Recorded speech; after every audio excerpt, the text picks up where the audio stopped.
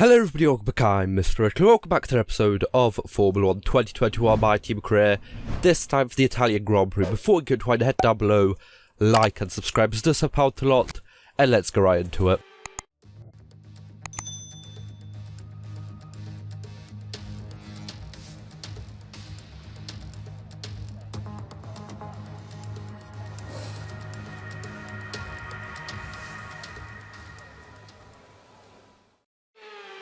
So here I am out for my flying lap around the Italian Grand Prix. Here at Monza, of course, the Temple of Speed. A really popular, famous, classic, infamous track, of course. You know, I say it all the time we're here. You know, everyone knows Monza, probably even if they don't watch Formula 1. You know, other series racer as well. It's just a really popular track.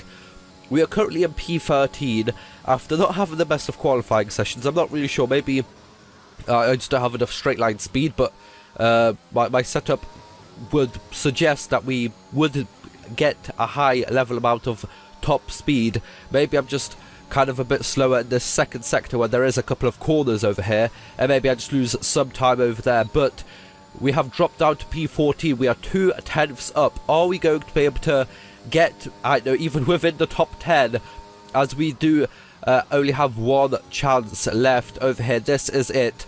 We go past up 2.5 tenths. Are we going to be able to get anything else out through the exit of the Parabolica? We are nearly 3/10ths up. We are past 3/10ths up, but that is because we broke a little bit later. But we do get the exit. 3.5 tenths up. Is it going to be 4? No, not really. Close. And we move up to P11. So not really the qualifying we wanted, especially after what happened last race. Of course, we qualified in pole, and unluckily we didn't win the race. But Carlos Sainz in P3, Max Verstappen in P1, and Pierre Gasly in P2. Let's hope we can get into the points, score, and just have some fun. It's time for the Italian Grand Prix once again, here at the beloved and iconic Autodromo Nazionale di Monza. With the lowest downforce and drag of any circuit in the season, expect to see drivers making the most of the slipstream effect here today. With top speeds reaching 215 miles per hour, only a few places can challenge Monza's crown as the fastest circuit in F1. Hard braking zones going into the 3 chicanes make up the majority of the 11 corners on this 3.6-mile circuit. And just in case the slipstream wasn't enough, 2 DRS zones will help encourage some closer action. It's time to see how our drivers are stacking up after yesterday's exciting qualifying session. Young superstar Max Verstappen starts from pole position, with Pierre Gasly alongside. As we continue through the rest of the grid today, we have Sainz, Aitken, Yuki Tsunoda, and Hamilton, Leclerc, Ricciardo, Norris, and Louis Delatraz, Red, Giovinazzi, Lance Stroll, and Vettel, Joe, Russell, Nicholas Latifi, and Nobuharu Matsushita, Ocon, Mazepin, Lundgaard, and Mick Schumacher. Which of these talented drivers will come out on top today? So here we are lined up in P11 in our red sprint racing car. Of course, Carlos Sainz, our teammate, up in P3, hoping that he gets a good race and maybe even wins the race. I guess we'll see. As we get not really the best of starts, we fall down to P13 straight away, but we are defending the inside, hoping to dive bomb a couple of people over here. We do sneak our way down the inside, but we have to brake a lot earlier over there, of course, not to go into anyone, as we are still in P13. So we actually it looked like we got past a couple of people there, but we actually didn't, because everyone else got a good enough exit to actually get past as well. So down 2 places at the start, not really the best of starts like we wanted to, but I guess we are still in it. And of course, you know, Monza turn 1, it can always, you know, end in disaster. So at least we are still in, and with a chance of points still, as we go down the inside of the McLaren of Lando Norris and up into P12, as we are side by side there. But we do manage to get past, losing some time to Stroll, but hopefully we can catch up to stay within DRS range, because of course lap 3 DRS activates, and if you fall out of the DRS train over here, you are going to lose massively. But we do luckily manage to stay within DRS range, the second gap. Of course, DRS activated now, of course, so we can use it in sector 3 of this lap later on, which is good. But are we going to try have a look down the inside of Stroll? But we are just too far away to make things work. We do actually manage to go past onto lap 4. Actually matched up perfectly over there, the cut from lap 3 to lap 4. I was not really, didn't really think that would actually look that good, but I guess it did. But there is yellow flags ahead. What is going on? There's a car going slow even, and it's Charles Leclerc with some sort of mechanical problem. And here we see from his onboard, he was already going slow a couple corners ahead, and on the straight, just no power, and then his engine just starts smoke, and not really sure what's going on there. Maybe it's the engine, maybe it's something else, but we do manage to get one free position up over there.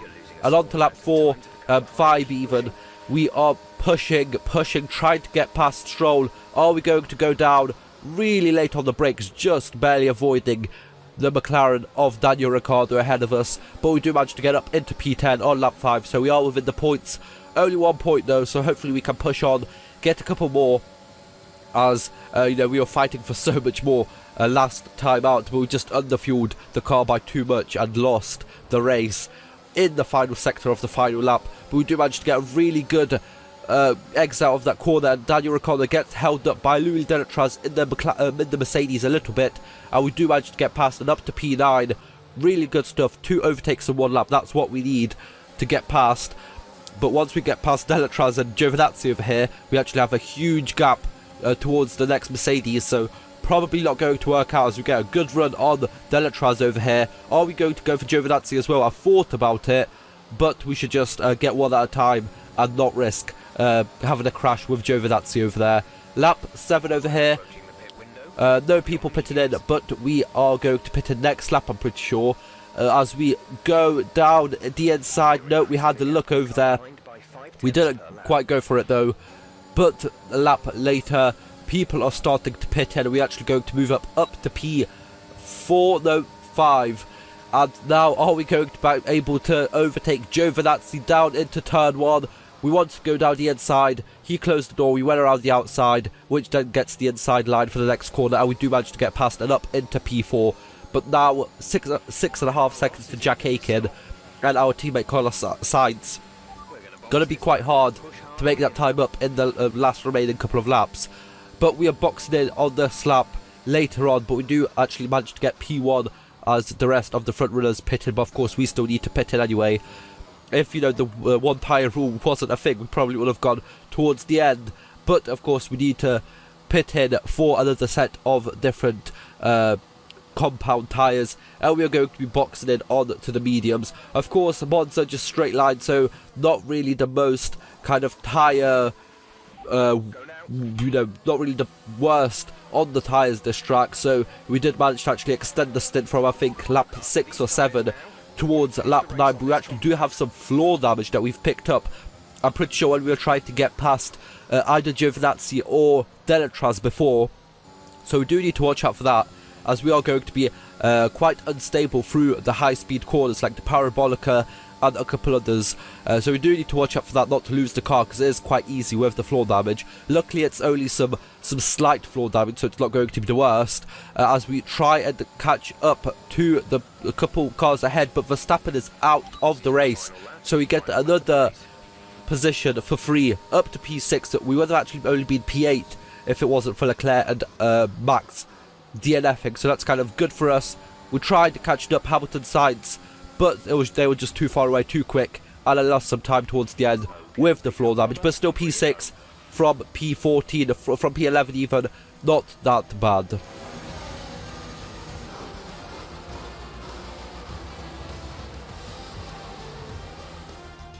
They made great use of the clear air today then, and didn't allow anyone to exploit the slipstream behind them. What a great win here at Monza. And talk to me, what do you think it was that sealed the win for them? Well, this was a real team victory. They put together a solid strategy today that appeared well suited to the conditions out on track. The driver did everything that was expected of them in the moment to really execute the team's plan to perfection. A shining example of how F1 really is a team sport.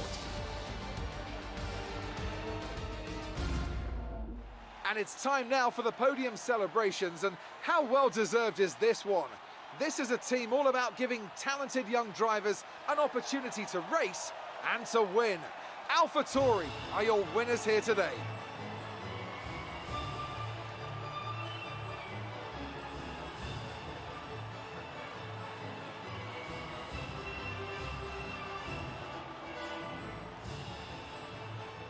So the team that won here in 2008 and 2020 win once again. It's a 1-2 for AlphaTauri with Yuki Tsunoda in P1, Pierre Gasly in P2, Jack Aitken in P3, Carlos Sainz in P4, and us in P6. We fall down to P7 in the driver standings. Carlos Sainz stays in P6, but Yuki Tsunoda goes up to P5. We would have been closer to the Mercedes in the driver standings if it wasn't for that pointless race last time out, and in the constructors we actually do manage to get past Mercedes, so that's good. But for now, that is going. So if you guys enjoyed, like, share, subscribe. See you guys next time. Bye bye.